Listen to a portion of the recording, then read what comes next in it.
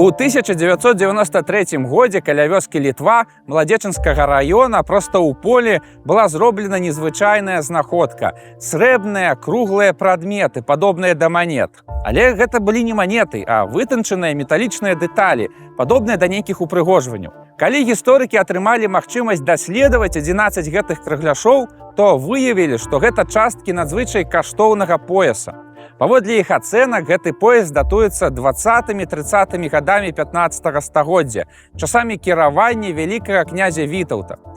Якасць срэбра і ўзровень мастацкага выканання вылучаюць гэтыя элементы сярод іншых падобных знаходак. Таму ў 1990-х гадах паўстала гіпотэза, што гэты пояс маглі вырабіць спецыяльна для самого князя Вітаўта. Такім чынам, у калекцыі беларускіх гістарычных артэфактаў з'явіўся яшчэ адзін унікальны экспанат – таямнічы пояс 15 стагоддзя, які атрымаў назву «Пояс Вітаўта».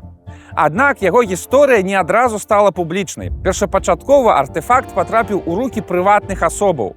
Вядомы беларускі гісторык і нумізмат Валянцін Рабцевіч, які першым правёў прафесійную ацэнку знаходкі, прыклаў вялікія намаганні і некалькі год змагаўся ў судах, каб гэты каштоўны прадмет перайшоў з прыватных рук у дзяржаўныя музейныя фонды.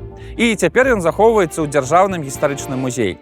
Агулам, пояс як з'ява ў сярэднявеччы меў не толькі практычную, але і глыбока сімвалічную функцыю. Ён быў паказчыкам сацыяльнага статусу, як для мужчын, так і для жанчын. Нават простыя сяляне выходзілі на вуліцу падпіразаўшыся, бо гэта лічылася прыкметай прыстойнасці. Для заможных людзей пояс часта аздаблялі каштоўнымі матэрыяламі, што мусіла сведчыць пра высокае становішча ў грамадстве іх гаспадароў. З часоў Вітаўта захаваліся шматлікія сведчанні пра значэнне паясоў як сімвалаў улады. Іх дарылі вельможам і іншаземным гасцям, выкарыстоўвалі як частку дыпламатычных падарункаў. Вядомы выпадак, калі дачка Вітаўта, маскоўская княгіня Соф'я, абвінаваціла сваякоў свайго мужа ў крадзяжы сямейнага пояса, што ледзьве не справакавала вайну.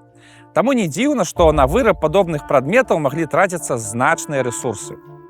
Сённяшнія даследчыкі адзінагалосна пагаджаюцца, што пояс пад Маладзечна сапраўды рэдкая і каштоўная знаходка. Але пакуль што застаецца незразумелым, для каго ён вырабляўся і дзе.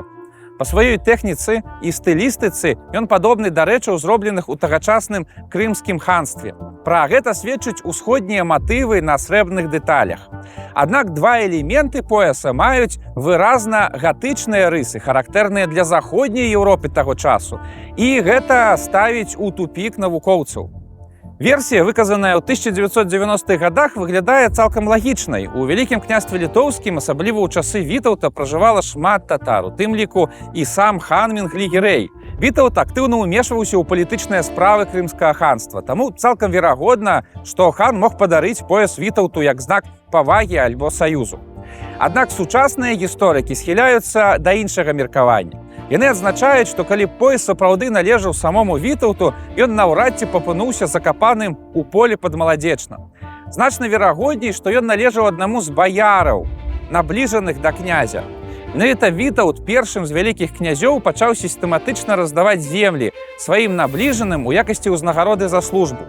Частка гэтых земель знаходзілася якраз у ваколіцах Маладзечна. Паводле гэтай версіі, адзін з баяраў мог атрымаць пояс у падарунак ад Вітаўта за нейкія асаблівыя заслугі.